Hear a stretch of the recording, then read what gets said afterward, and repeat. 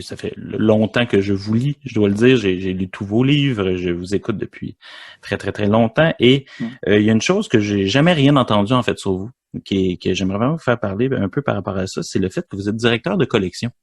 Et pour vous, j'aimerais savoir un peu, dans le fond, vous dirigez la collection Avenir chez Fayard et plusieurs grands livres qui sont passés par là, dont par exemple Retour à Reims de Didier Ribon, plusieurs de vos livres, mais aussi des livres de, par exemple, Antoine Didier récemment sur Rockingham, que moi j'ai vraiment adoré. Pour vous, en quoi consiste votre travail dans cette collection-là? Et aussi, qu'est-ce que ça vous apporte justement dans votre pratique de théoricien?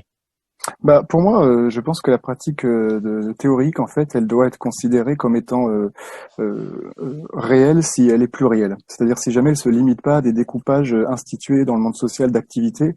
Et c'est vrai que moi, les choses que j'ai toujours pas supportées dans le monde social, c'est la mutilation. C'est-à-dire le fait qu'on doit choisir une vie et que par exemple à 18 ans, on choisit une vie, on fait une thèse et on devient universitaire ou chercheur et ça suppose de faire le deuil de vouloir être journaliste ou de vouloir être éditeur ou de vouloir être musicien, je sais pas. Et donc le monde social contemporain qui est très segmenté, très spécialisé, il s'accompagne aussi du fait qu'on renonce à beaucoup de vies lorsqu'on choisit une vie. Et ou par exemple le fait d'être intellectuel et homme politique, d'être député et théoricien, je sais pas, toutes ces choses-là qui apparaissent inconcevables mais qui n'étaient pas du tout à un moment. Victor Hugo a été député, on sait que des gens comme Descartes étaient à la fois mathématiciens, philosophes, biologiste, etc. Donc il y avait une espèce de capacité à être beaucoup plus pluriel dans ses activités. Et lorsque j'ai commencé ma démarche en fait de théoricien, moi je me suis toujours dit que l'une des défis qui se posent à la pensée oppositionnelle ou à la pensée vivante, c'est la conquête de l'espace public. C'est de ne pas laisser l'espace public aux forces réactionnaires, c'est d'incarner des lignes de fracture dans l'espace public.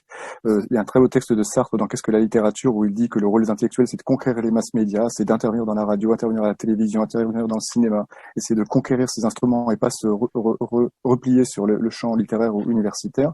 Et donc, moi, il m'apparaît que c'est exactement la même chose pour moi, publier des livres comme auteur et publier des livres comme directeur de collection. C'est-à-dire c'est le même travail de faire vivre une pensée à la fois sérieuse, historique, théorique, et en même temps oppositionnelle. Et donc, en essayant de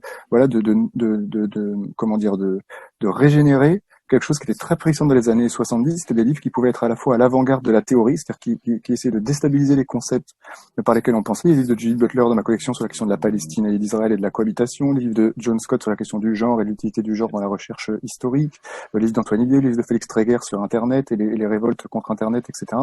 Et les livres de Didier Ribon, bien entendu.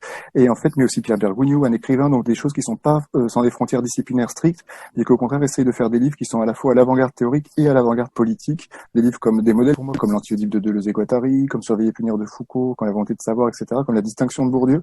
Et c'est un peu cet esprit-là qui me semblait avoir un peu disparu dans le paysage de la publication en sciences sociales, où en France, je sais que c'est la même chose au Québec et notamment aux États-Unis aussi, où on a un découpage entre les livres de recherche pour chercheurs qui vont s'adresser à un petit public de pairs, en quelque sorte, qu'on appelle les pairs, et d'autres des petits essais d'intervention.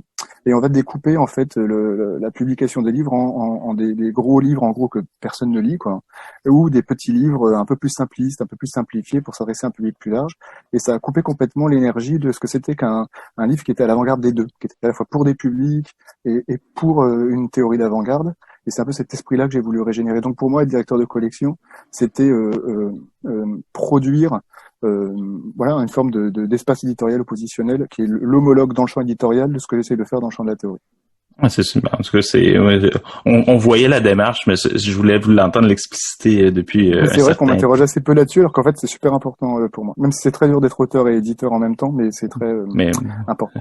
Oui, c'est ça, c'est que ça prend un temps fou. Puis ce qui est aussi intéressant, puis je veux dire, c'est que aussi vous, dans plusieurs de vos livres, vous critiquez, vous rentrez en dialogue avec des livres que vous avez vous-même édités. Alors, c'est quelque chose qui est assez intéressant aussi dans ce genre de communauté-là.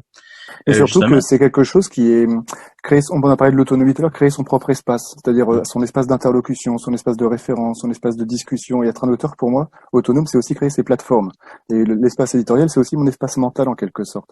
Et il faut penser que cette idée de créer des collections, c'est quelque chose que tous les modèles qui ont été pour moi, Foucault a créé une collection chez Gallimard, Bourdieu a créé une collection aux éditions de Minuit, Derrida a créé une collection aux éditions Galilée. Donc c'est pas un hasard si tous les intellectuels ont aussi voulu se donner un peu à eux-mêmes leur propre espace de publication, pas seulement publier des livres, mais publier des espaces.